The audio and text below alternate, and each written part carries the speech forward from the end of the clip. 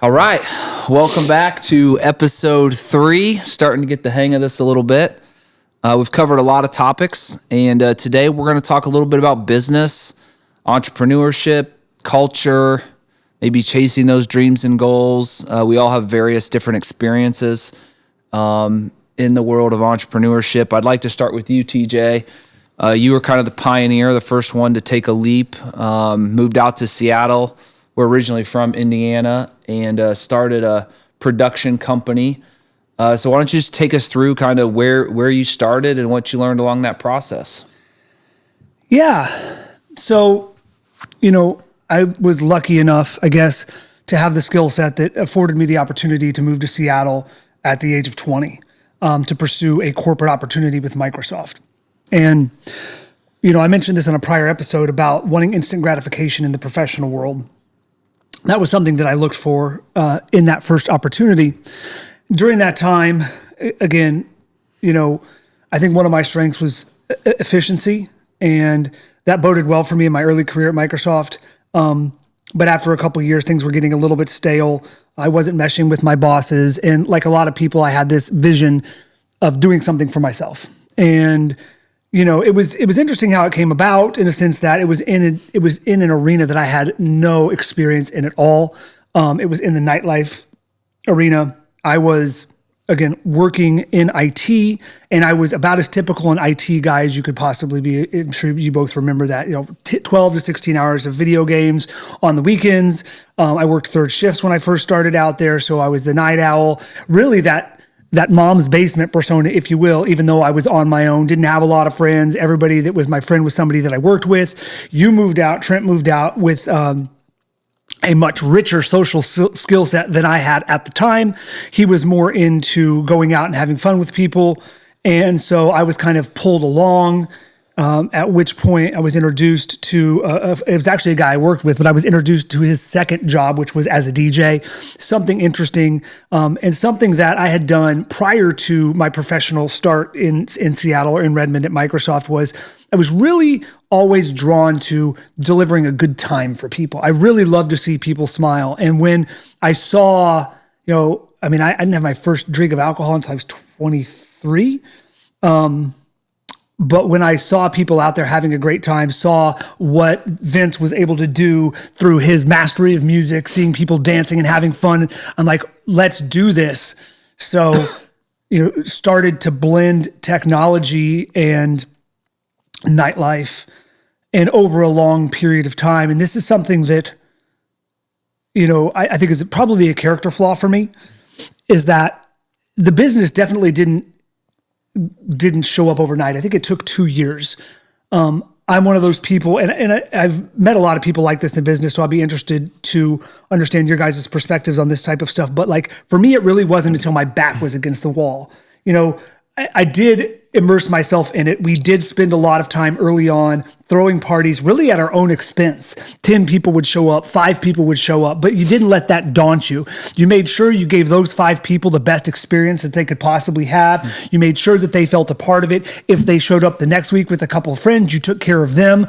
And a lot of time that was money out of your pocket, but you were building this network. You were building this group of fans, if you will, people that kind of saw what you wanted to do for the community that you were producing events in. And we did that for a couple of years. And then finally, the rubber really met the road as the nightlife portion was growing and we were having more successful events and more events per week. It kind of came into conflict with my professional career. And, what ended up happening was I was working third shift at the time. I had left Microsoft and was at Disney. And I was just unable to stay awake during my corporate job. A typical day was waking up at noon, going to business meetings for the production company, and then, just typical rest of your day stuff. I would go to the club to set up around 9 o'clock. We'd run the club from 9 to midnight, and then or 11:30. Then I would leave and I'd work a midnight to 8 a.m. shift. So I was getting about 4 hours of sleep at night, and had figured out a way to work through that, but circumstances changed at work, and then I was unable to get through it. So at that point, and I think this is interesting, and a couple people know about this, but at that point, when I was let go from Disney, I was in my car for about 6 weeks, staying behind the gym that I worked out at. Some of this was by choice. I had couches I could have slept on. I could have reached out to our parents and potentially, gotten some help there, but I kind of wanted to solve the problem myself. And when that happened, it was really back against the wall. And that's what fired me up to get that business to the level that I got it to. Started to really self-examine and look for my shortcomings. One of which was I just didn't know how to make money. I was too giving. I was still, well, they're showing up and they're having fun. I'll just put everybody on the guest list and let them all in free. I found a business partner who was the complete opposite of that. And I remember him saying, a lot of people thought that he took advantage of me at that point, but he's like, I'm going to help you make money if we split this up. And I gave him half of the company that we'd worked for 2 years to kind of build the foundation for, and ended up turning it into a really successful venture and successful endeavor. But there were some personal shortcomings that I had from a business perspective that ultimately landed me in a situation with that, as well as kind of a lost interest in that particular, I guess, industry that kind of ultimately led to a failure. But we did have a couple of years of super strong success, and it really helped me change my mindset. I grew up like you guys did with a father who worked a job and he was there for 50 years. And I worked and I get paid this salary. For the first time in my life, as the nightlife thing grew, it was this complete change in perspective where you had confidence in yourself to go out and generate revenue. We used to justify purchasing things like, hey, that's only 7 people paying cover. Right. And so, I just got to get 7 more people out there. And that shift in mindset really changed a lot for me personally. Yeah. You one of the things that I admire that you've continued to do, and you did it with the Mishingamisha Track Club, which is the running club, is you have a vision to start something and you're able to grind it out. Like if I start something and I'm a year in and people aren't showing up, I'm probably out. Like what's that mentality like? How do you approach to, when something isn't, immediate gratification, things aren't working out, you've time and time again put the work in, and then it's taken sometimes 2, 3, 5 years for it to build into something special. Like, how do you mentally take that journey and stick with it? I just try to do the best I can with what we have. And again, we talked about being honest with yourself, and I think our first episode, that's the other thing too. I'm not putting in 14 hours a day growing these organizations or these events at this point in time. So my expectations aren't necessarily through the roof. But I think having that conversation, and it's like you're gonna get out of it what you put into it, but really trying to maximize. I think that's the thing, right? Trying to maximize human experience. So many people are driven by, I want to have the biggest of this, or I want to have the best of this, or I want to make the most money doing this. For whatever reason, I don't care. We've been doing MTC now we've been producing races. This will be year 5 for Full Mo, and we probably haven't been profitable yet. So hopefully one day we will be. I don't even know if that'll go to the bottom line. Frankly, it might just go to philanthropy, but it's having a different purpose, having a different inspiration. It's like, man, I would much rather see somebody accomplish something spectacular and improve their life. And I want to, one of the big things for me lately, especially in the running world, is you're seeing a lot of the major marathons. I think one of the big stories that's kind of a cautionary tale is rock and roll, right? Rock and Roll Marathon a decade ago was it. Like, they had bands playing and it was so cool and you got all this stuff. And we experienced Rock and Roll Marathon in January of, I think, 23. Mm-hmm. And it was like, how little can we give you? Like, here's a cardboard t-shirt. We're going to set some things out on, we're going to set some like random, items out on tables. And if you want to pick them up and put them in your packet, like, that's great. I'm very conscious of experience. If somebody pays $150 or $200, what can we bring to them? And those type of things keep me up at night. Is just, I don't ever want anybody to feel taken advantage of. And I'm not sure where that comes from. I'm not sure what experience we've had in life, or I had in life, that, maybe somebody at some point in time left me feeling taken advantage of. And I never want, the smallest things mean so much to me. One of the things we've been dealing with Fulmo over the last couple of years is transportation in the morning because it's a point-to-point race. And transportation for a race like that is cripplingly expensive. To bus 30 people 20 miles is $1,000 at 4:30 in the morning. That would, especially when the race was young, that would completely cripple us. So the last couple of years, we haven't provided that. But I mean, I'm known and I'll do it. I get people Ubers back to their car after the race is over because I just want to make sure that they have a great time and that they so that's kind of what it is for me. It's just a different purpose, a different underlying approach.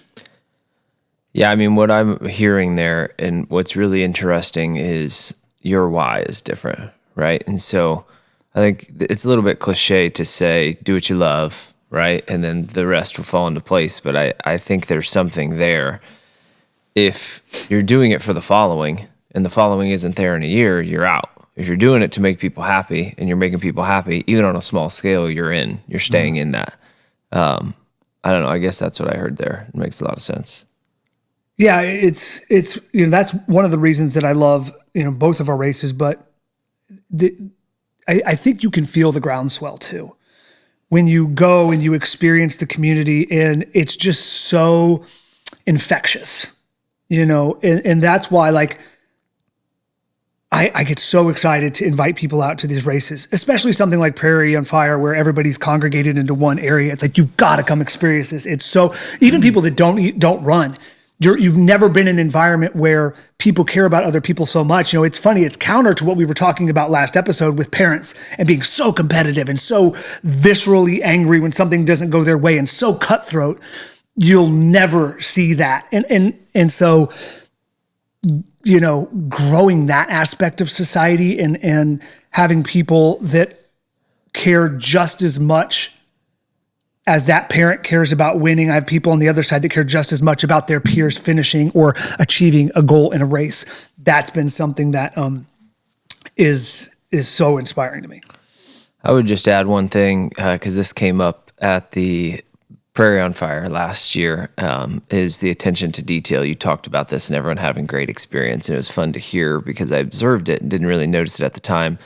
When we first started Fulmo, there were a few people that took longer than what the allotted course time was to finish the race. It was I think 7 hours, and we had a few people coming in at 7.5, 8 hours, and you kept the finish line open and you stayed and people stayed. And so when people finished, they had that opportunity to still be celebrated, even though it took them longer for whatever reason that was. Someone brought that up specifically. I think it was maybe one of their friends was they kept the finish line open for 30 minutes or an hour or whatever it is. And he's like, that's when I knew I wanted to be a part of this community. And so I think those, that attention to detail and those small things that you mentioned, I think they make a huge difference, and they build, you talk about in business, there's concept of building lifetime clients, right? Building, and I think those small things, where you have nothing to gain by staying, right? And people see that and they can see the heart of why you're doing it has a really lasting impact. Yeah, I think you articulate that beautifully. The purpose behind what you do, and your drive comes from a different area, which is special. I wish I had more of that drive, but that I've seen it come to life in not only TPD back in the day, but now in the races. And you've always been a creator for the family as well, whether it's something new or it's a game. It's like TJ's bringing an idea to the table, and he's probably put 10 to 20 hours in it before it even got to us. So I think the thing you're going to find out through this conversation is that there's different stages of entrepreneurship and there's different cycles, and we all have a little different skill set. Now, Todd, you came from corporate. Mm-hmm. So give us a little bit of that, what it was and where you're at now, and just kind of some of those things that go along with where you're at and how your journey has got you to where you are today. Yeah, I mean, I mentioned in previous episodes, and my orientation is more purpose driven. So I try and remain positive and kind of play the hand I'm dealt and make the most of it. And in the corporate world, that's certainly different than where I am now. I I was in the corporate world for a Fortune 100 company for 11 years, and it was a great run. And I think I took a lot of skills and development from that. In that sort of environment, you can't control a lot. And so one of the things that I probably took from that more than anything is, and I've kind of explored this more since then, is you can't control everything. And what's interesting about people's happiness levels is 90% statistically. Sean Akor did this great YouTube TEDx talk on the happiness advantage. And gosh, it's probably 10 years old now. But the studies that he did showed that only 10% of your happiness has to do with your external circumstances. And 90% is how you respond to it. And to me, that's just always really resonated. So I developed this ability to just, again, try and make the most of whatever situation I was in, maintain a positive outlook, and invest into that. I'll jump in here really quickly, just to kind of pose this question. I was thinking about it prior to you jumping in. In my journey, I've been able to always take it to a particular point and haven't really, we've had success, but relative to what you've experienced and what you've contributed to, not anywhere near that level. So, I think what I've seen from you, Trent, over the last, gosh, how long has it been now? Since 15 years? 10 years since. Okay. So a long time, regardless. You have a knack for taking things that are at a particular level and elevating them considerably. I mean, IMG has grown exponentially since you kind of came into being there, and then you've started other businesses or jumped into other businesses that were at a particular place. So like, what drives you there? What do you think are the characteristics of your personality that help you take those businesses to the next level? Kind of give us a peek behind that curtain. Yeah, I scalability, building has always been something that I've enjoyed. Very similar though, like I like to see people live out their dream. And I would say some of the skill sets would probably be a connector. I'm a feeler, which is sometimes it's me and Todd are kind of opposite on that. We actually work together both at IMG. And so my journey has been, it's just been that. I've been fortunate enough to buy into companies. I would say I'm not great at this starting from scratch. I like to take something where somebody's already kind of developed the business model and then help attract the right people and the right talent. So I care deeply for other people and I want them to enjoy the journey. And so part of what I focus on is how do I help someone achieve their goals? How do I lean in? How do I unite people around a common purpose and goal?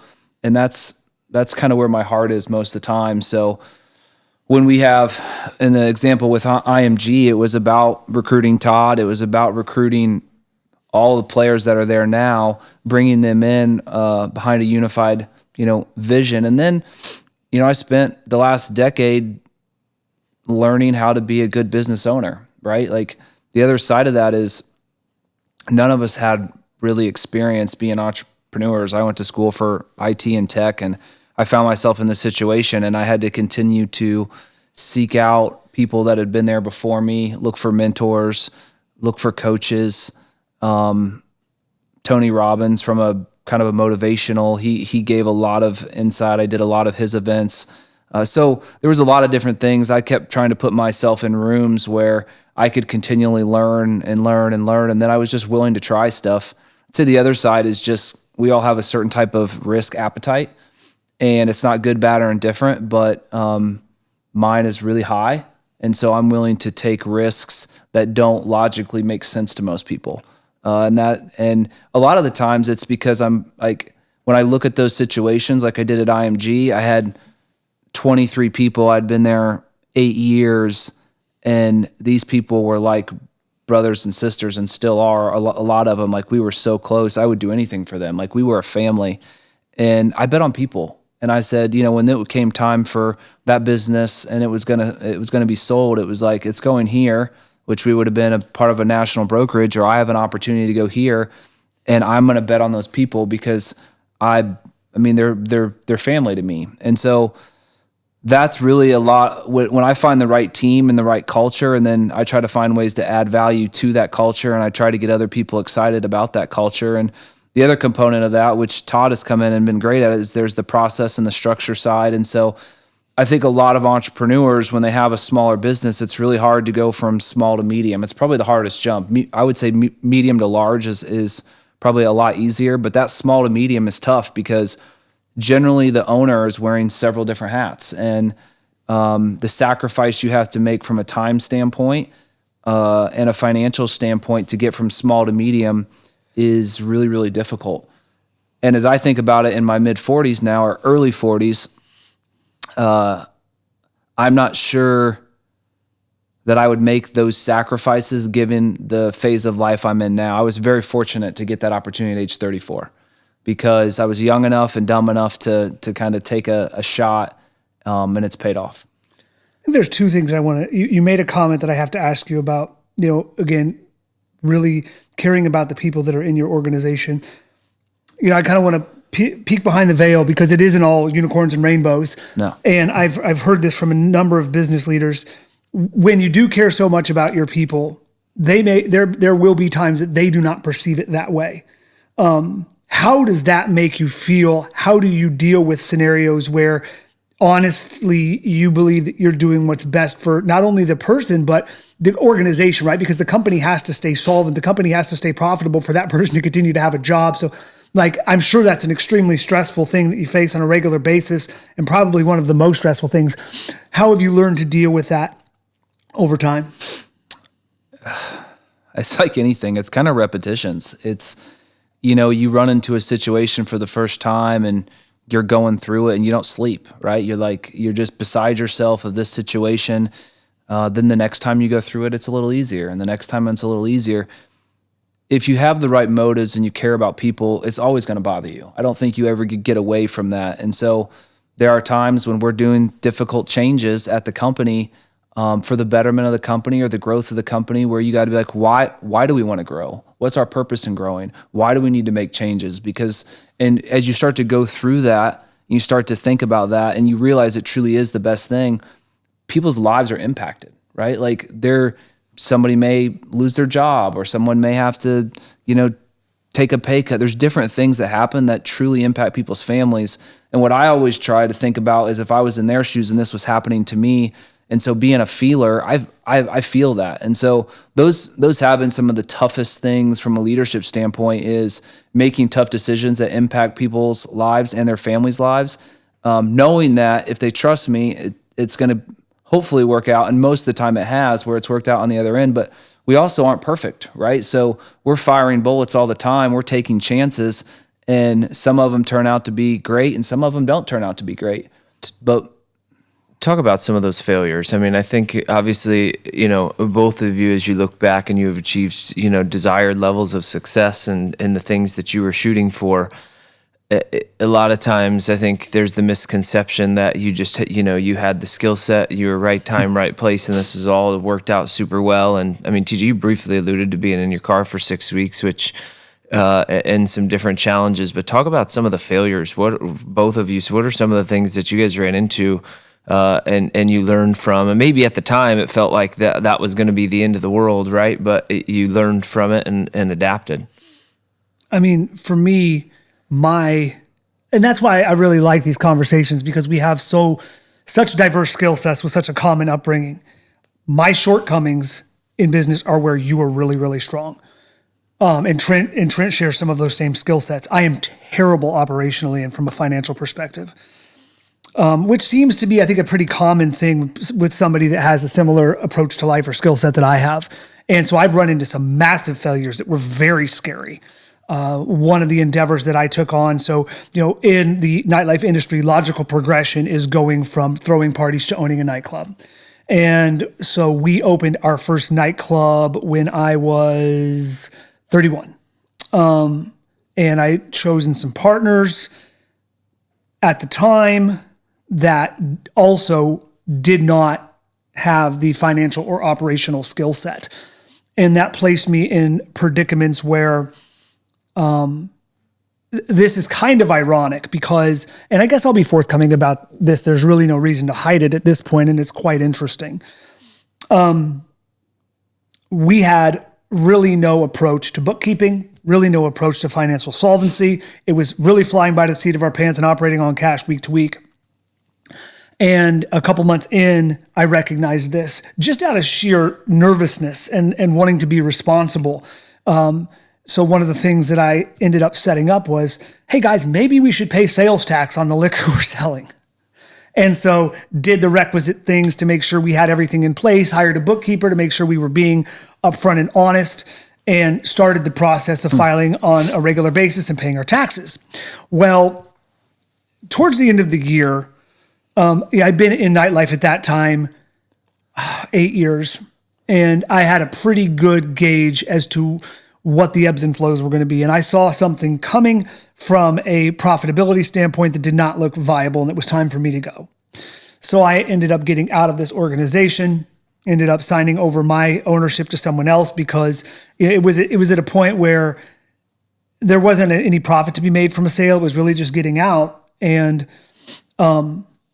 goodness, maybe a year later, it had to be over a year later, year and a half. I get a phone call from the Washington State Department of Revenue. Turns out that after I left, taxes stopped getting paid. Well, because I was the person that set it up originally, the way the Washington State DOR operates, it was on me. So these guys hadn't paid sales tax, and all of a sudden I'm getting a phone call that I owe $70,000. And I had changed industries entirely, so I had to start from a salary perspective from scratch. When I got the call, I was making the same amount of money, maybe less than I made when I came out to work for Microsoft when I was 20. And this is 13 years later. So there's no way that and the way they work, this isn't like personal income tax. You don't get to make deals, right? The clock is ticking. And really long story short, luckily had a great agent that talked me through what it would look like if I didn't address this and what other ways there were around it. Again, I guess by the grace of God, we made it through, but it did impact things like my ability to buy a house because there was a lien on my credit. So that was a really hard lesson learned. I've been much more cognizant of that with MTC, working with you a little bit and having some people that have helped you do your books, help with the LLC portion of this and making sure that I'm up to speed. It's still not my top focal point, but that was a real big learned lesson for me that you can't ignore those things. Yeah, and this actually dovetails in nicely with what you're saying is what you realize and I've realized is that you don't have to be good at everything. You just need good people around you. And I think one of the big misnomers with entrepreneurs is like, I got to do it all. I got to be the finance guy. I got to be the marketing guy. I got to be the sales guy. And I'm not big enough to do all these other things. And I need to be the expert. And then we use all this time and energy doing things that are just counterintuitive to what, who we are and what God created us to do. And so I would spend, I was 34 when I took over, and I probably spent 5 years straight, just 70, 80 hour work, just working. And we were growing the company, and then we broke the company, and we were switching this and switching that, and that didn't work. And so we were constantly changing and evolving. And we probably lost some really good people during that time just because I was trying to do way too much. And so I lived in that mode where I knew a little bit about everything. I wasn't paying as close attention in different places. We probably lost some good people because of it. We definitely burnt some people out because of it, because I just wasn't as locked in on both the sales side and the ops side. I had the largest book as a producer. I was trying to run a sales team of 10 plus. We had our whole operationals team. We were trying to build processes, and I worked and kind of oversaw finance. We had another controller there at the time, but so there's all these things happening, and I wasn't really good at any of them. I was just good with people. I could get in a room and everyone would walk out feeling good. It was all about how they felt, and we'd talk or we'd hug it out or we'd figure out how life was doing. But I was running in so many different directions. I wasn't doing anything well, which is when I realized that I need to bring in other people. And so I would encourage people, like, it's one thing to try to do it all. And sometimes that you kind of have to, because that's all you can financially afford. But if you can really understand your skills and talents and what you're good at and start to hone in on that, because I also realized that I don't love operations and I really struggle to maintain things.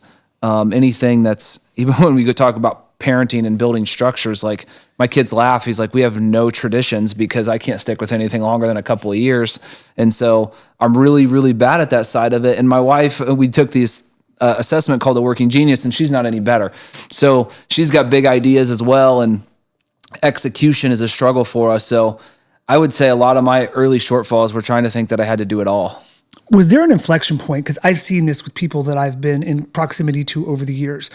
Was there an inflection point where you realized, I see it quite often, especially in younger entrepreneurs, where there is some self-worth associated with doing it all, right? Like, they become this massive bottleneck because it's exactly what you said. They feel like they have to touch and approve everything, but they can't stay focused long enough to approve anything because there's a fire that needs to be put out on the finance side, or there's a fire that needs to be put out on the sales side. And it's just this completely chaotic thing. And some of the behaviors that I've witnessed, I guess, you'll hear individuals like this, again, kind of younger entrepreneurs, they have teams around them, but yet they want to take, like there's still that desire to take personal credit for things. Maybe not, so was there a point for you where that kind of switched? Yeah, there's definitely a point of that. Like your identity gets tied up in the business. And then it used to be like the things you used to brag about in your 20s and 30s were like, oh man, I worked 80 hours, didn't sleep at all. I mean, like it was almost like the more you could talk about how much you worked and how burnt out you were, and oh man, I've been to the well, haven't slept in 3 days. Like that actually became like a status. It became like, you would say, oh, I scored 13 points at a basketball game. Well, no, it's like, dude, I've just been on the grind. I've been working. So yeah, it definitely was a sense of like the harder I worked or the more I put in or the more I could talk about how I'm self-sacrificing to build this thing. It was almost like an identity. Okay. And there was a point in time where it stopped being about me, and it was much, much later in my career. But I've had those inflection points in my career where it's like, who gets credit is really not important, and I don't care as much. But I will give you one example. Building a business, one of the things that I really identified with is being the man, right? Like as Todd came on board, and he'll probably remember this moment, but I had so much of my identity wrapped up in being the president and the CEO of IMG. It was just, I couldn't move on. I couldn't get to that next step because it was like when someone had a problem, who'd they come to? I could solve the problem. I was finding my recognition and my appreciation and my identity, and people would come to me and I could solve problems, and it made me feel good. It gave me self-worth. And when I started to realize how much of a stronghold that had on me and the desire that I wanted for that, I realized how much of a bad thing that was. And that's when I kind of separated the roles at the company, and Todd took over as president and I moved into a CEO role. I'll never forget, I had him and James in there, and it was like an emotional moment for me because giving away the presidency to Todd, who was much better operationally to run a company, he processes, procedures, he's really good with people. It was better in his skill set.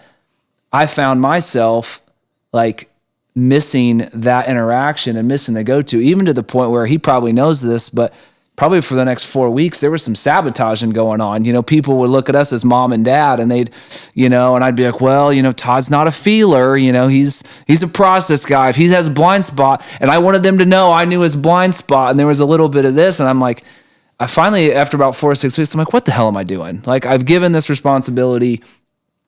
I need to let it go. There's other things that I can be focusing on. Here's where I'm good at. Here's where I add value. And I kind of settled in, but that was not an easy transition. And there was a lot of time during that time where my self-worth and doubt of like who I was really came into question. So you mentioned something, and I think this is an interesting thing because there is a perception out there. You talked about small to medium business, and you talked about wearing a bunch of hats. And I think there is this perception out there with really high level, really highly motivated executives. And there's a lot of content out there today that kind of glorifies 80-hour work weeks and the grind and this and that and the other thing. You are involved in the day-to-day operations as heavily as one can be, or at least in building the processes that keep this company not only afloat, but in growth mode. What does that look like? Is there truth to I'm spending 80 hours a week on this one business? What are the perils that one may fall into, wanting to achieve that status of extraordinarily hard worker when in all reality, you can establish or implement some efficiencies to, you talked about something the other day. This is kind of, but you said prayer multiplies time. So I want to look at that through the same lens, not necessarily with prayer, but multiplying time. Have you been able to implement efficiencies or whatever that have taken that badge of honor, 80-hour work week, reduced it to a point where you're able to focus on other areas of your life to make the time that you are working that much more impactful? So what does a day-to-day look like of somebody who's running, a multi-million-dollar company? I would say I don't have it all figured out, and it depends on the day. We talk about some of the things that we've talked about, and I find it's a journey. To get on the other side of some of these things, you feel like you're on the other side of them, and then they rear their head. And so to go back to your question about operational efficiencies, I think one of the most important things is prioritization. We love to talk about how busy we are, and in today's distraction-prone world, you could stay busy all day and you could do absolutely nothing. 100%. You literally, this concept called switching costs, and that is something that I'm very passionate about. And switching costs, the idea of your mind, it takes it time to shift topics, right? And so you're like this email to that email to this conversation to that, and all you're doing is you're keeping balls in the air, but you're not making definitive progress in one particular direction. And I think that's the trap in today's world, in today's society, in today's businesses. You mentioned this earlier, going 1,000. When you're saying I wasn't doing any of them well, I was going 1,000 different directions, and it's death by 1,000 cuts. You can go an inch in or a foot in 5,000 different directions, or you can go a mile in one direction. And I think for me, when I have had my good days or my good months or years, I have focused on the three things that I need to go deep on and figure out and accomplish, and I've stayed the path. And I think the hardest part about that is you have to disappoint people along the way. The people that you're not ready at everyone's beck and call to keep the ball in the air. Good, hardworking employees who need your input on something tactical, sometimes they have to wait. And that is really hard. That's really hard. But from an ROI perspective, and you look at the long-term benefit of the organization, and you look at some of, when you're implementing and making meaningful progress on strategic things, those usually the benefit has a couple to several more zeros on the end of it. And so I think that's been the guilt of kind of letting some things fall. I've got this image that I had put on LinkedIn, it was maybe a year ago now, and I had a good employee who was juggling like 8 different balls, right? There's and a couple of them were a silver ball and a gold ball and all these other little basketballs, and then there were a couple on the floor, right? And then I had next to that the great employee who was only juggling 3 balls, but they were all the gold balls, right? And was doing that effectively, and the other balls were laying on the ground. And so I think that's the misconception that I would articulate, is that it's not how much you're getting done, but how important the things are that you're doing and how those are strategically moving the organization forward. Is there always you said you don't have it all figured out, and it depends on the day, week, month, year. So I guess then you're saying that is kind of the North Star versus there being a specific balance. Yeah, I would say the balance, and I hate to use these cliche terms, but usually there's some sort of source of truth. So I'll try and unpack that and uncover that. If you fail to plan, you plan to fail is probably the cliche phrase I would lean into. And let me explain that, why I think some of this in particular phrase has some sort of holds some weight. Is if you don't take the time to plan and know what those three things are that day, that week, or that month, or that year, you're just going to chase the shiny objects. I like to say, if you don't prioritize your day, I forget where I heard this, so I'd say I'd like to repeat this. If you don't prioritize your day, someone else will, right? Huge problem. And we all have these unique gifts and talents that we're given and responsibilities, frankly, that we're entrusted.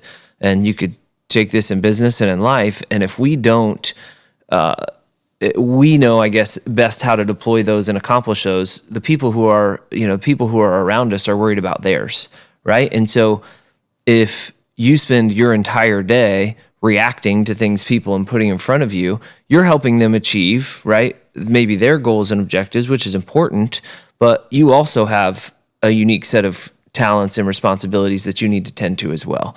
And so I would say for me, my better times have been when I've taken the time to plan. It's so counterintuitive, right? In terms of multiplying time, it's like, okay, I've got an 8-hour day. I'm going to spend an hour planning.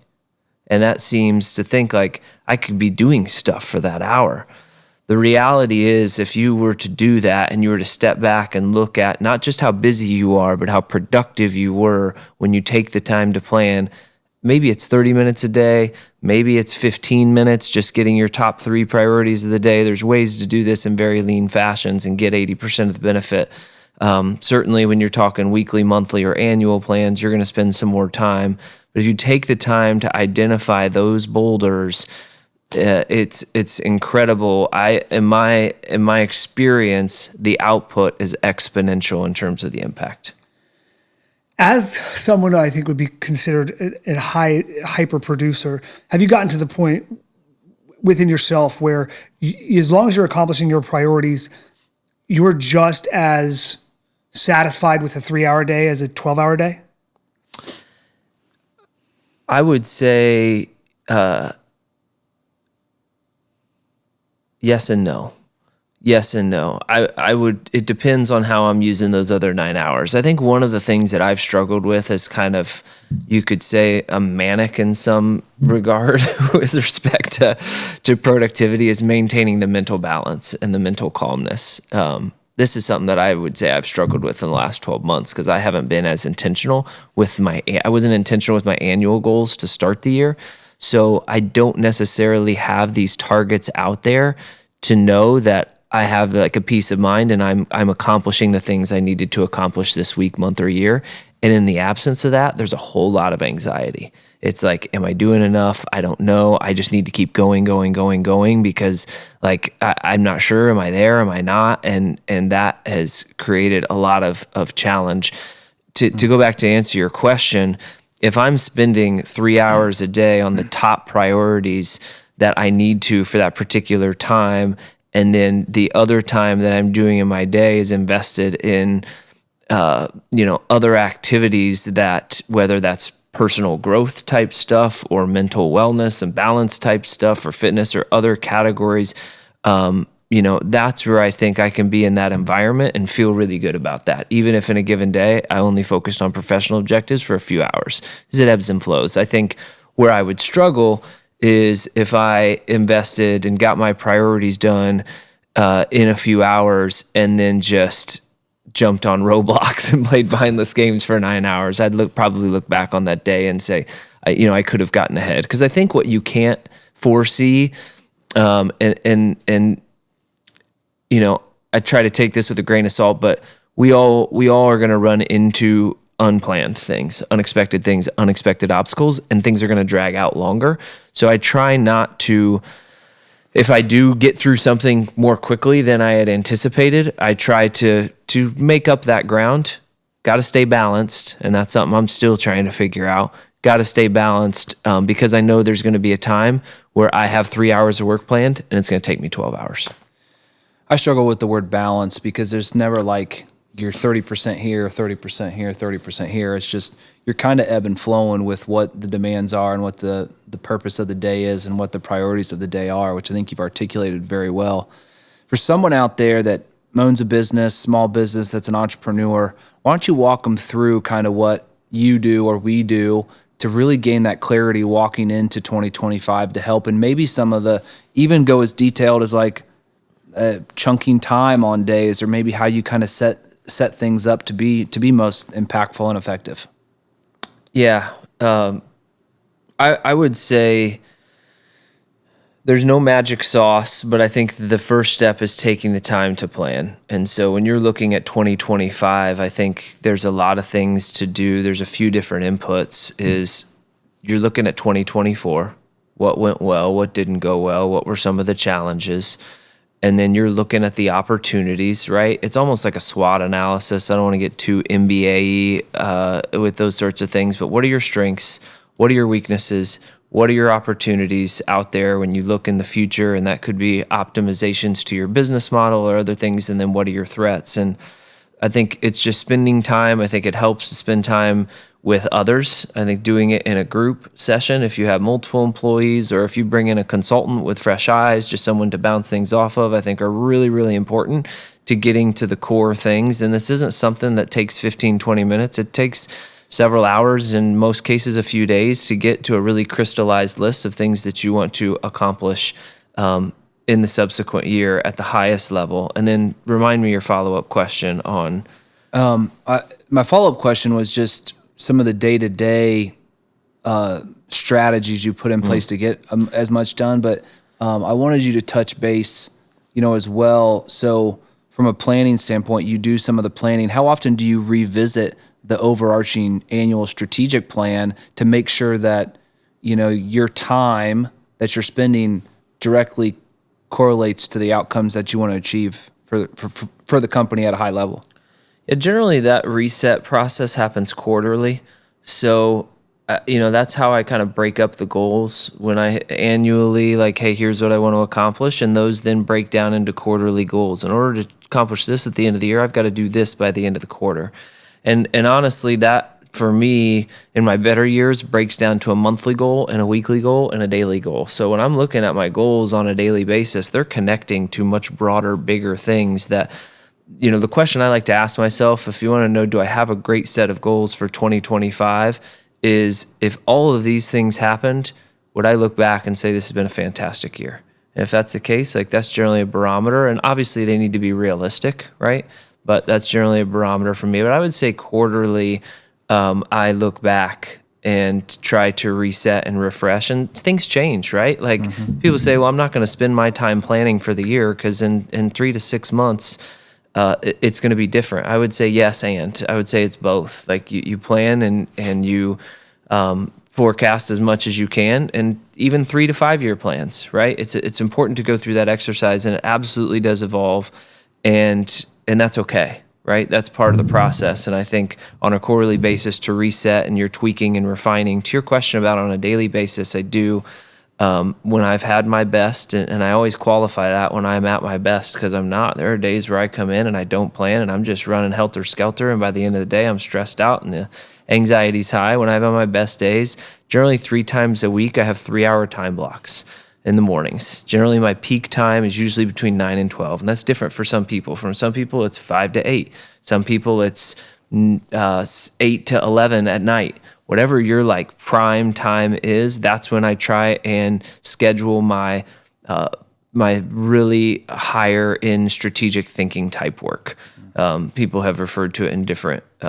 So that, because a lot of the times when you're doing the responding to emails or having certain conversations or things and just kind of keeping balls in the air, that's stuff you can do when you're not necessarily at your peak level of the day. And so that's how I try and schedule that. And so you would be, I guess, I think a lot of people would be, I know I am shocked when I block off 3 hours, how much I can actually get done. It takes you about 30 minutes to get into what I would call some sort of flow kind of state. And then you can really crank and get an incredible amount done in a few hours. And then you can kind of keep the balls in the air at different points of the day. So I would say that trick in and of itself was probably the most impactful for me to accomplish. I want to talk about something a little bit different, a little gear shift to the both of you. We've been talking kind of higher level, right? Kind of executive responsibilities and growing businesses and things like that. We are fortunate to have friends who have grown businesses into the multi-billion-dollar range. And some of them, one in particular, early on in their career had this philosophy of hiring good people and figuring it out. And it seemed to work out well, at least for a period of time. So when you guys think of your team, and I like that word personally, let's not talk about skill sets, but let's explore some of the morals and values and personality traits that you look for when it comes to a team member. They may not be the right fit skill set wise, but they have these other things that are so important that it has proven successful for you over the years. Yeah. Obviously some of the moral characteristics, the integrity, hard work, a good work ethic. It's really a tough question. Those are the ones that come to me right away, but we've introduced a couple of different things on the front end from a testing standpoint. So we do some assessments. We've also do what's called a working genius. Patrick Lencioni has a book and has a system. And Working Genius talks about people's working styles. I know there's several things out there. There's the DISC analysis and the personality. We've really honed in. There's certain types of individuals that work better in different skill sets. And just to be clear, we don't ever use these assessments as all or nothing. Like, if they're not this exactly, then they don't fit. That's not really the point. The point is if we can understand how someone works and we have a position to where we think that that's a really good fit and the employee is going to have a high level of job satisfaction, then that's going to increase their happiness at work. It's going to increase their productivity. It's going to be a good fit for both of us. So what we've tried to do is really identify, what is going to make a really good account manager is not going to be the same skills that's going to make a good producer. So there are some intangibles, like you want to work with good people. I want people that are going to be good teammates, that are humble, that are, like our sales team is really remarkable because they work together. A third of our new business revenue in 2023 came from people working together. And these are people that generally would compete for accounts, right? But they actually would come together. Someone need help. They would come in and they'd work together and they would close an account. So somebody that has a team-oriented mindset would be something that probably wouldn't be on that test. Obviously, honesty is a big thing. You can get into in sales where you have individuals that are all about themselves and they're savage salespeople, but they destroy teams. And we won't let that come into our organization. So outside of doing the assessments and really trying to align some of those different working geniuses, that's probably where I would leave it. Yeah, I think you made a great point that it depends on the role. I think it depends on the role for sure. Sales, service, leadership, admin versus client facing, I think are huge. From an underlying moral characteristic, I think integrity is huge. So I think that's just integrity, and that's just kind of that honesty, openness is huge. I would say in terms of just general characteristics that if I were to draw out three, I would say problem-solving skills are extremely important. You just run into problems all the time, things that are unexpected, and someone's ability to kind of work through those, have the confidence and capability to work through those and figure those things out is super important.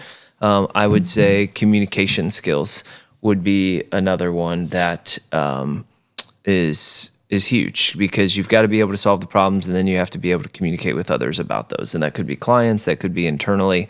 I would say if I had to have a tier of characteristics, and I'm looking at hiring, those are in addition to kind of the underlying integrity. And there's a lot of other things, right? Vulnerability, people's willingness to be wrong, or to the humility, and those, there's so many different things. But I would say communication and problem-solving skills are at the top of the list. We talked earlier, there was a mention of failures. Have there been any, obviously we're not naming names, have there been any catastrophic misses that you thought like, this could be great, and it was not just like, it didn't quite work out, but like, oh no. I got a funny one. It's not very serious, but hired someone, thought they would be great, and we weren't doing a lot of testing at the time, and she got to the first day of work and she couldn't type.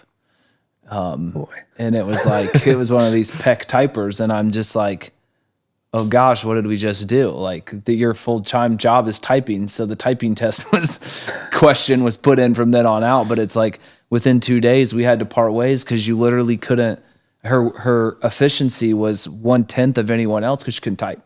So there's been a lot of others, and I don't know what Todd's going to jump into, to where there's always misses. Turnover is inevitable. And I would say, like, at the end of the day, if you want what's best for people, I've always said this, sometimes we're a stepping stone and sometimes we're a career. We try to make it to where someone can have a full career with us, but sometimes that's just not in the cards. And so sometimes they leave on their own accord, and sometimes it's just not a good fit for us, but we try everything we can to put them in the right spot. I don't know if you can think of any more misses just off the hand that was just something like, man, I wish I would have asked that question. Yeah, I won't get into details, but there are certainly misses. And it's not that these are bad people or people that aren't capable of doing, a job. It was just the fit with us wasn't there. And, people just I think sometimes it's easy to, I think the underlying, some of the more subjective things are tougher to assess and understand what you're getting into. You can test on certain skills and capabilities, but where someone's coming from a moral perspective or just underlying qualities and characteristics, it's you can miss on that, and you realize it pretty quickly. Let's talk about the company intangibles. I could think of 2 separate situations for you guys. Again, I don't want to get too specific on people, but where people have left your organizations in pursuit of other things. Like, oh, this isn't working out. I'm going to go here because there's a bigger financial windfall, and they've come back. Have you had, I'm sure at some point you had the conversation when they wanted to return or after they did or whatever. What were the underlying intangible things about the organization that brought them back? I mean, I think in the conversations I've had, and that has happened quite a bit, it's just the fact that we care. I think a lot of people, everyone that works, and this is maybe a fortune of our size, right? This probably, can't last forever at every size of company, but at our size, between 50 and 100 employees, every single person matters. Trent and I, James and others interact with just about everybody at different points and times throughout the year. And they get a real true understanding of what it means to matter. And I think as human beings, we normalize to situations. And I think it's happened more often with maybe younger employees who haven't necessarily experienced a lot of other environments and understood the value and kind of the difference in feeling that creates and the difference in environment that creates. But it's happened with others as well. I think you normalize to the environment. You take things for granted. We all do this, right? And then you go to another environment. It becomes crystal clear what things you had and maybe weren't fully cognitively or cognizant of that you're appreciating. So for me, I would say, that jumps out. Yeah, I think it's culture. We are very, very intentional with everything we do. A couple of years ago, we put up the list just kind of get at Christmas to see, hey, which ones are these you guys? Because there was almost a sense of like too much culture. We had probably 100 different things that we do throughout the year. And for us, it's just to create those levels of engagement because, back when we had 20 people and that we all like basically lived and eat and breathe together, there was this family. And as we've grown, that 20 can even tell you now, it doesn't feel the same, right? There's 60 or 70 and it doesn't feel the same, but we really, really try to make it that way. And all of us, I believe an organization is a down up model. Like I'm at the bottom and my job is to support and remove any roadblocks for Todd and James so they can do their job and they have good job satisfaction. And theirs is, we kind of support all the way to the front line. So trying to, people want to feel a part of something. They want to feel appreciated. And it's got to be genuine. I would say that's the other part because this isn't something that you fake it until you make it. And if you truly care about your team and you care about your people, I think they get that and they appreciate it. But to Todd's point, you kind of need context, and sometimes you need perspective into like what we do isn't necessarily normal. I would say in most companies, there's a lot of great companies out there, a lot of people doing incredible things. So I don't want to say anything, but like the amount of owners and leadership that pour in the way we do, and they do the things that we do within the company, I think is pretty unique, especially for our geographical area.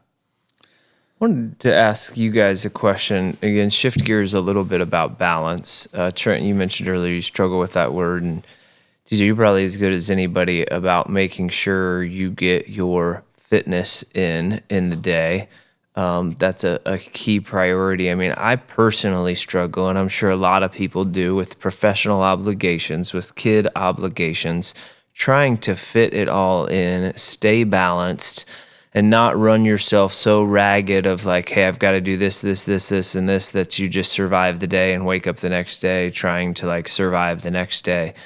How do you, when have you been most successful in finding that mental balance where you're doing the things that you need to do on all the fronts, but also having a good quality of life while doing it, like feeling confident, comfortable, and relaxed throughout the day? Like, yeah, talk about that.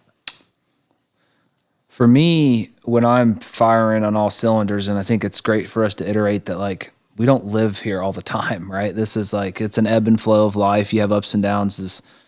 I realize that if I wanted to get my workouts in and have my best foot forward at the family time, is I got to get up early, right? Our mantra is 6 at 6, 6 miles at 6 a.m. You're done by, 7. You're home by 7:10. I can still be part of the kids getting ready for school. I can take them to school. And then at night, I don't feel so crunched in. There has been nights where, that hasn't worked. There's morning commitments or something hasn't happened. And I got to get on the treadmill late at night or I got to do it after dinner, and there's running people around. So for me, the fitness generally in the morning has to be a priority, and it really gets me going for the day.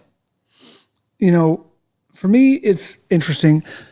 I've kind of felt like this, that my balance, there is none. It's more of a roller coaster. So there's points and times in life where, and I can almost feel it coming. It's like an intuition where it's like, okay, like these 3 years are going to be everything. And then the next 3 years are going to be off of the fruits of that labor. Doesn't mean I'm not doing anything, so to speak. Of course, there are some non-negotiables, but those are discussed up front. I'm one of the three of us that works for someone. I mean, you technically do, but you have a lot of I wouldn't say flexibility, but probably more communication around your roles and responsibilities. So for me, it's a non-negotiable. When I sit down for an interview with a company, like, guess what? I'm running between, and this is a result of the role I was in prior. I thought I had made it clear that this is what I do. Well, I used to work remote. And so for those I would engage with remotely, they got it. But when I would go out to corporate and I would do my runs at lunch, because that's when I run, there was a lot of resentment. Oh, I wish I could go do that. Well, it came back to me and again, reiterated it, like, this is not negotiable.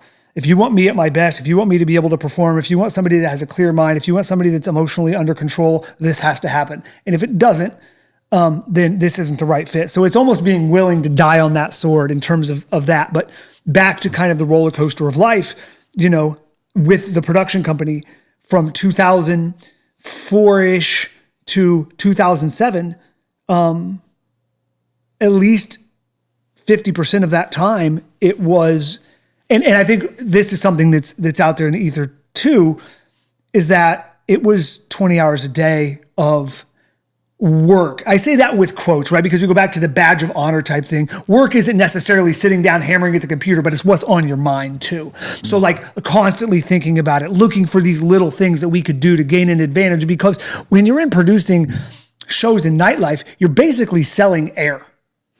There's not a lot from a differentiation perspective. When you get to a certain level of competency from a musical perspective, you can find a lot of people that tick that box. So the DJ doesn't really matter. And, most nightclubs are pretty shallow in terms of the ambiance they offer. It's a lot of similar stuff. So what are the other little things that we can do? So, grinding on that for a couple of years and then stepping back and, reflecting and tweaking and whatever. So life has kind of been, I think, been a little more like that lately. And then it's just been for me, and I know a lot of people don't always have this flexibility, but trying to discover my job. So this last role, I was hired for a very particular reason. There was a little bit of overlap between myself and another individual in the organization. So I kind of sought out my own role. And that's done via looking for shortcomings and having conversations with people at your level. Like, hey, I see this is somewhere that we really could grow. There's this level of financial opportunity or this level of opportunity to gain more brand equity if we go and address this. I'm going to do that. Does that work? Yes or no? And after a few back and forths, typically it's yes. Sometimes I get looked at like I have three heads. But after talking through it and maybe executing against some examples, they're like, oh, this could be. And a lot of times that's done with a little bit of foresight. Like, oh, if I tackle this, I know that there are going to be 2 days a week where I'm just not going to be able to put forth any more than X number of hours because there are these roadblocks or are these things that need to happen from a timeline perspective or that need to happen in parallel or that need to happen sequentially that are going to prevent me from whatever. And so I may afford myself an extra couple hours a week to focus on whatever it is that I need to focus on, whether it's from a fitness perspective or mental health perspective. So it's kind of my angle on that. What about you? I think, to your point, I think consistency is a good thing. I say variety is the spice of life, and we all get a little bit of a kick out of having variety in our days, but I think I have the most anxiety. Like, we'll just use our example of running every single day, right? That's on the list.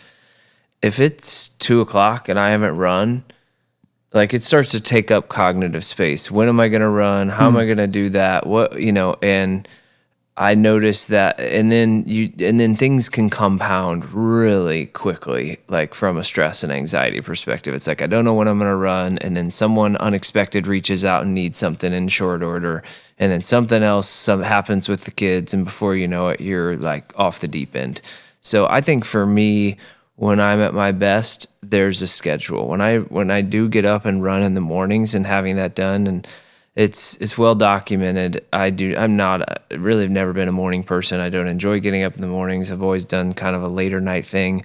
But one of the things that I have gotten into the habit of doing, we've got a group from our church that gets up at 5:15 in the morning, and we go out to the track and we run on Tuesday mornings, Track Tuesday, and that it's so to have that under your belt. Tuesdays, we always just kind of talk about it. The text threads are just, they blow up on Tuesdays because everyone has such a great, you start the day right with your fitness, and there's spiritual elements for us in that regard. And when you have that out of the way and you've got those things to kind of carry through you with the rest of the day, it always makes for a much better day. So I just wish I could find the discipline to get up and do that more regularly. I think you nailed it. Like 6 a.m., getting up at 5:30, being out there at 6, especially if you're outside. It's still dark out. I'm lucky to have a couple of guys that meet me. Without having someone else there, it gets really lonely, and it kind of gets a little spooky. You're like, do I see a dog coming? Like sometimes you run even faster because it gets a little, even though we're on a trail and kind of out in the middle of nowhere, finding other people that have that same drive, but yet can help you create the accountability. Because again, I think the thing that's kept me running every single day is like, I don't want to let you guys down. It's like I want to do it, but at the end of the day, it's like we've kind of made a deal, right? And finding your way to find those people in your life that are going to help you is, I would say, transformational, and it'll keep you going. I think this is unique. We may have to cut this out, but I want to bring it up anyways. One of the things I struggle with personally we're at a point now with the race productions where I need to look at financial partnerships with other people inside of our company. And again, I've always been one, because I really don't care too much about that. I mentioned this with the nightlife thing. People will say that I overgive. I'm too generous. And I've been sitting here thinking about this as we've been talking. And I think it applies as well to employees and team members. I think it would be interesting to explore from your perspectives kind of what goes through your head, because you have a different perspective. You have a decade into maintaining the health of a business and maintaining a growth trajectory of a business. And so there are, I'm sure, calculations and thoughts that go into, okay, I know I need XYZ. Like when you brought Todd and James on in specific, we'll direct this towards you. I have to evaluate these particular things, or I have to value these particular things at this particular level if I want to maintain the health of the business, if I want to maintain a growth trajectory. I also, though, as somebody in an executive position, want to reward these types of skill sets and or these types of behaviors. It makes sense that someone who wants to buy into the company from a share perspective receive more in return because they're betting on the growth of the company. So they're going to get more out of it than someone who doesn't. But at the same time, you have entry-level roles or mid-level roles that they have to top out somewhere, because if they don't, the business goes under. And so I'd be interested to see if I could take some of your thoughts and processes and apply them to a situation like mine where, I have a skill set that I need to bring in and I'm not quite sure as to what that's worth, because I don't want to look back in 2 years and be like, we're in the red 20 grand every year because I decided that this guy gets this person gets this, and this person gets this, because it's not something that I have experience with or that I care about. I'll say one of the things that Trent's always done well that I've learned from him, and then I'll add one other piece and hand it over to him, is he generally starts with what does that person want and what are they looking for, where are they at, and what does success look like to them. So I that's how he started the conversation with me coming in. I've heard that. So what does it look like for the other person to be a win, right? And so I think that is a great place to start, because based on where that person's at in their life, what they're looking for, I mean, you would be surprised how many different permutations there could be of someone maybe more interested in equity of the company, depending on what kind of level you're bringing someone on. Someone may want more cash. Someone may want, something other than either of those things that people can be compensated in a lot of different ways. Maybe they want discounts on certain things or entries that they can give to their friends. There's a lot of different ways to compensate people. I think Trent's always been good about starting that there as like, what compensation means the most to you. And then secondly, I would say the thing that we've leaned on heavily structurally is just benchmarking. So we've got platforms that will tell you, hey, for this role in this area, this is the general range. And then based on how that person's performing, they'll go up and down in that range. And then as they get near the top of the range, it's time to talk about like, hey, are you happy kind of staying here? Sure, you'll get the range inflation bumps a little bit, right? Or are you wanting to grow and develop and get to this next role? Those conversations I would say play out. So those are the two components that I think. But trying to. Are you asking more specifically on your end or on the other person's end? I'd like to just explore both. So, like, as you look to grow MTC or grow the races, hypothetically, there's things that you love doing, right? And we could do a session right now, and I mean, it's like, so what do you love about the races, and what are the things that you don't love? And then what problem are we trying to solve for, right? Are we trying to solve for somebody that can handle the finances, that can do the bookkeeping? Yeah. Are we trying to solve for a partner that can help promote the races? So really understanding what you need is probably part one, and what you're looking for to fill those gaps. Do you know what that is? I do, but I think it's more for me about feeling good about the decision you make. Example, let's say I have somebody who needs to manage the social media aspect of the races, right? So a couple of different platforms, consistent posts, content generation, whatever.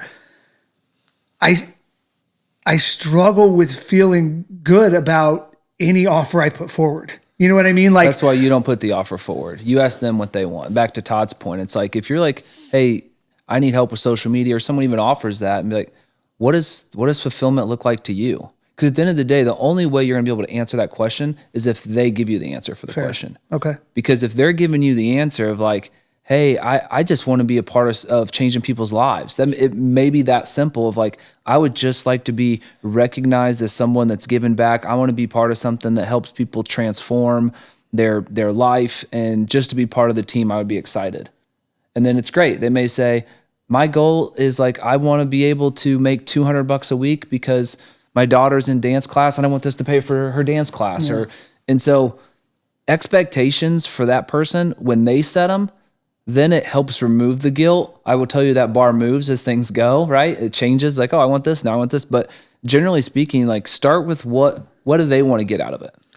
And then I think you'll know really quickly to Trent's other point about the business side of it. You'll know real quickly if that's there to give, right? If someone says, I mean, we've had a lot of conversations, and someone wants something that it's just very clear. If you look at the math, here's our revenue. It doesn't add up, and so there's another person you can explore. But there's 1,000 ways to solve the problem if you understand exactly what the problem is and what you're trying to solve for. Because it could be bringing a person in, it could be outsourcing it, it could be, now with AI. I mean, there's probably a lot of different ways you can brainstorm around that. Well, and then back to the other side of the coin, you said, them. I think it would be interesting. We've heard his perspective, but your perspective as well on the actual individuals. And so you mentioned benchmarking and kind of that range. Do you have a perspective on that at all, or is yours the same? As far as just the thoughts that go through your head when you're establishing new roles, or when you brought those two in, like what goes through your head? Like something gave. I'm wired a little bit like you. Like I tend to want to give the farm away to some extent. And sometimes that comes to bite me. Like the ongoing joke with our, I bought a business that had 2 or 3 different comp models in it. And we've had to make adjustments to that, which has been really, really hard. I've done different deals from an acquisition standpoint that met the needs of both parties at the time that had to change over time. And that's painful. Changing and having to make adjustments after there's kind of been an agreement several years down the road, even though it's for the betterment of everybody, is really, really hard.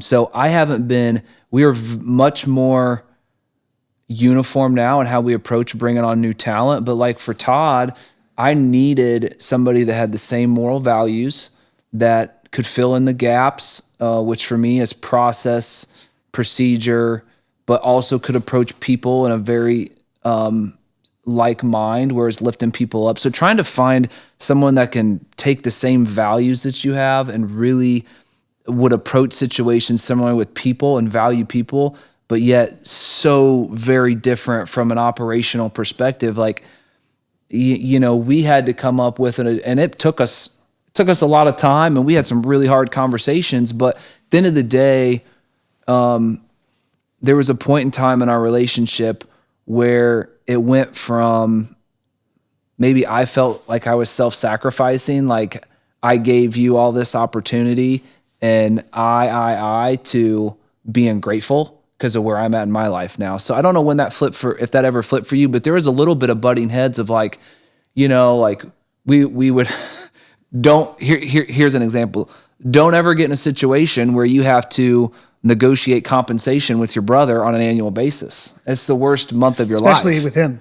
Well, but it's just like, it's hard because you don't value a relationship, especially a brother relationship, financially. Like I can't put a value on what he brings, but here I am.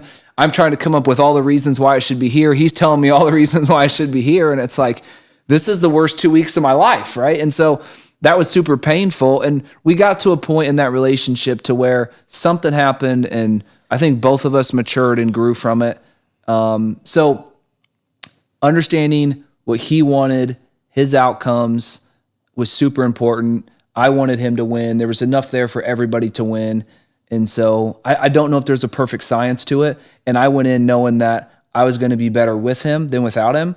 And same with James, kind of the same thing. It's like, when you find the person that's going to help elevate the entire company and it all aligns, you just got to be willing to make a sacrifice. So I was willing to sacrifice equity within the company because I wanted good people around me. I wanted to enjoy the journey, and it was it was an evolving process. Yeah, I would echo that, and I kind of want to ask you guys one last question, maybe for the audience that may maybe a good point to close on. I think you both have broken the mold in a way of the standard working environment, right? I mean, I think most people feel trapped and constrained in an 8 to 5, 9 to 5, and I think in a lot of cases there's constraints there that are out of our control, right? And you do the best you can. Although you've talked about when you go into interviews, having non-negotiables about certain things. How have you gone about, and I think sometimes we mock Europe, right? Because they take naps during the day or whatever, but there's part of that as we get older is making more and more sense. It's like they've had this figured out. We've had our identity and grinding and all this stuff, and it's like, no, they're the ones that have actually figured this out. But you guys have, I think, taken some really large leaps to, again, break that mold. How would you encourage others who are feeling trapped and might be surprised by what kind of change they could, what kind of a different life they could be living if they really made it a priority? Does that make sense? Yeah, I would say try to establish it early. There's only so much you can uncover during an interview process. And I learned this lesson very young. So when I went to Microsoft, it was a very bumpy period of time in my career. I was 20. I flew across the country. I didn't know anybody. And this is, and part of the reason I landed here, I'm coming from a 1.5 GPA in college. I did a year and a half, and I just wasn't responsible. I wasn't consistent. And luckily I had. Just to be clear, you probably had the highest SAT score of anyone here. Sure. But I wasn't applying it in that regard. And unfortunately, and you kind of, I think, spoke to this in our very first episode about natural talent. I had been told a lot that I was very smart, and luckily for me, I was able to use that in the technology field to be very effective and very efficient with my work. It's been 20 some years. What am I 40? So 24 years now, 25 years. So I think I can say this, but I remember my first job, we were in an operations center and we were all of similar ilk, and we would get work done, and we'd have in an operations center, just so that the audience understands what you're typically doing is, as you all know, the cloud isn't just a cloud. There's data centers around the world that serve up your web experience, your internet experience, your cloud storage experience. And so if you're in an operations center, you're typically monitoring the machines that serve that opportunity to you. And so you're essentially with a group of people watching a screen and watching alerts come in, and you're fixing those alerts. Well, we had become efficient enough as a team working together where we could put one person on one person watching the screen, and 8 other people would play video games. And we would swap out on an hourly basis, and we would just continually play video games. Sorry, Microsoft, it is what it is. That was a long time ago when At MSN least it was a still Microsoft game. It was Age of Empires. Shout out AOE 2. So anyways, at some point I had elevated out of there and become a systems engineer and worked as a systems engineer. Back then, Microsoft was trying to figure out how to make MSN go, how to try to make it work, because they weren't having success. At that time, Yahoo was the one that was having all the success. And of course, subsequently, Google, we all know how that's ending. But they were reorging. And I didn't stay on top of it. And what ended up happening was my work style at the time, which was effective for my personal well-being, was to get it done. Like, put it on my plate, get it done, I'm out. Well, my 7th manager in 3 years was from a culture where working just to work was important. My coworkers, like, he sleeps with his laptop on his nightstand. His laptop is open at dinner. you were much better off sitting at your computer typing to type if he walked by your office, because that was the culture he was from. And I didn't stay on top of that. And I didn't adjust my behavior. So I eventually got let go because he'd come by my office. I wouldn't be there. My work was done, but that didn't work for him. So what I learned early on was I need to stay on top of it as early as I can. And I need to build towards, through conversations with my superiors and my peers, what I want. When I went to my, not the following 2 jobs, but the third one down the line, because the other 2 stints were fairly short. I built my job, and the executives at the time, luckily I had one that I was very close with and that I stayed engaged with, thought it was nuts. But at that point in time in my life, I hadn't done any real traveling. I was extremely interested in technology. I wanted to consume anything I could on new tech. And I found in the organization I was in, just again, for reference, I'm in mobile accessories at this point. In the organization I was in, we had a real blind spot for new technology. We had a real blind spot, as did our customers, for conveying the efficacy of said technologies, right, in a meaningful manner. So what we did with that organization was we were a distributor of tech accessories to your Verizons of the world. And one of the things that was causing an issue was new accessories would arrive at these stores and they wouldn't know how to sell them to customers. And of course, they can read a spec sheet, but translating that to something that a customer would understand can be very difficult. What does a customer care about the output wattage of a charger? And so what I noticed is like, wow, I can travel around the country. I can meet with all of these brands that I've looked up to over years, these big brands. I can learn about this technology. I can utilize my excitement for making people happy and helping people realize the impact that something could have on, like, you buy a charger.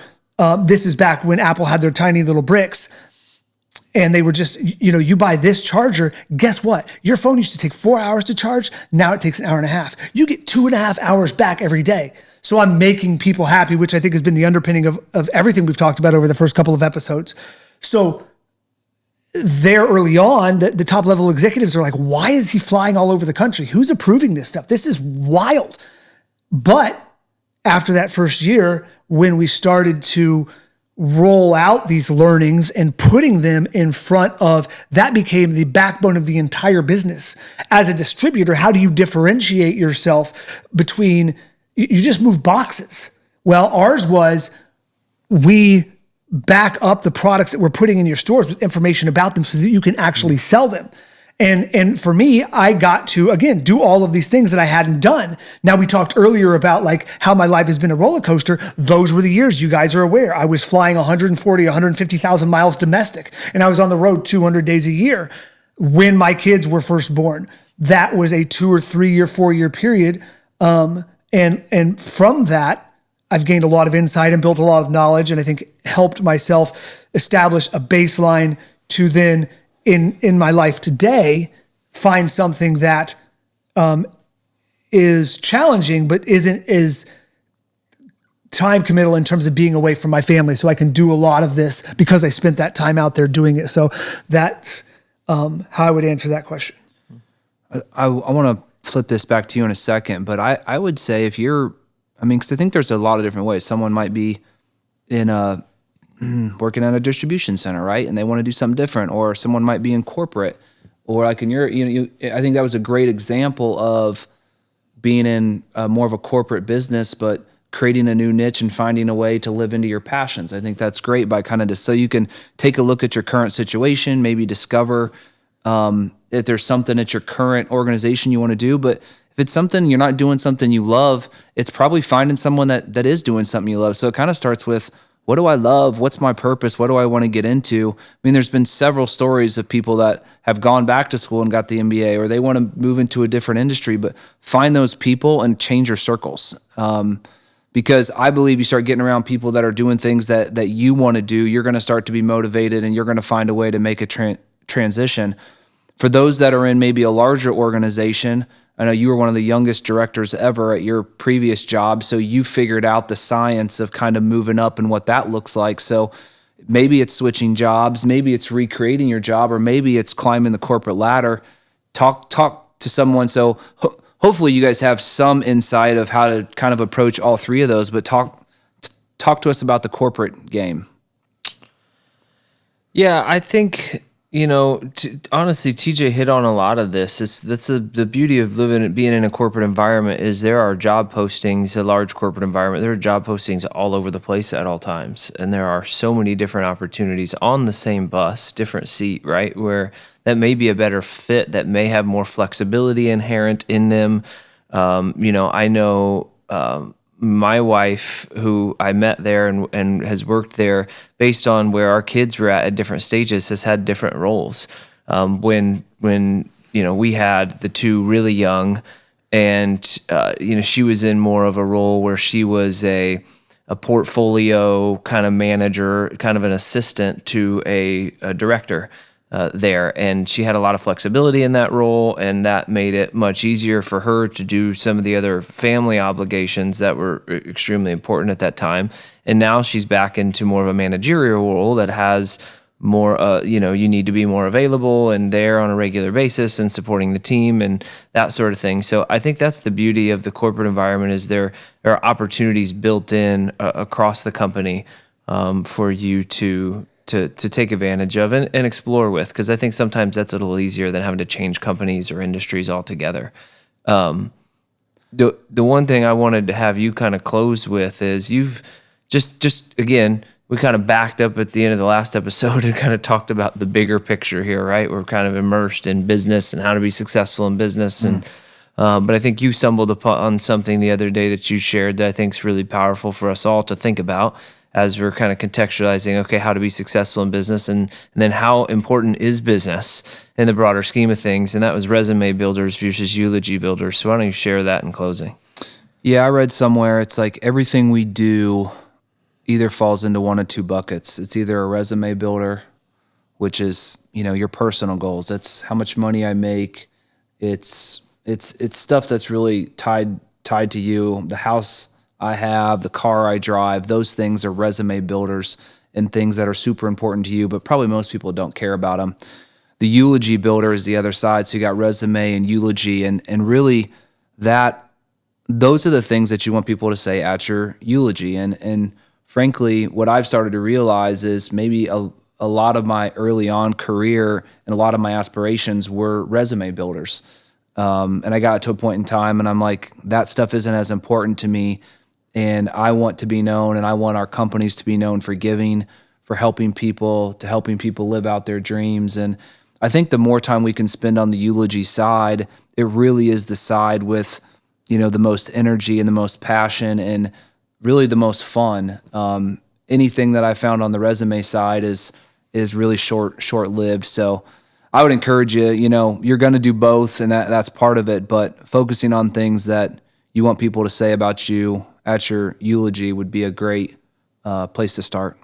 So, yeah, it's a powerful exercise. I feel like in life more broadly, I've had success thinking about when I'm 85, even if it's not my eulogy, thinking about what I might think about my life at 85, looking back and saying, what regrets might I have? What would I have wanted to accomplish that I didn't? What did I not take advantage of? And I think looking at that kind of a pre-mortem, if you will, it's a good exercise. Really. Yep, good thing to close on. All right. Well, that will be the end of episode 3. So thank you guys for tuning in, and hope to see you next time.